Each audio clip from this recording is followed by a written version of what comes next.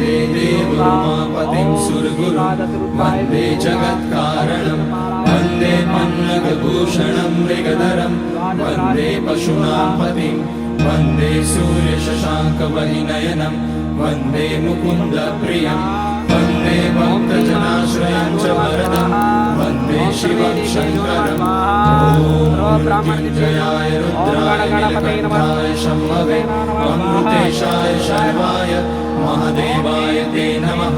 नमस्तेस्तु भगवन् विश्वेश्वराय महादेवाय त्र्यम्बकाय त्रिपुरान्तकाय त्रिकाग्निकालाय कालाग्निरुद्राय नीलकण्ठाय मृत्युञ्जयाय सर्वेश्वराय सदाशिवाय श्रीमान् महादेवाय नमः। ॐ नमः शम्भवाय च मयोभवाय च नमः शङ्कराय च मयस्कराय च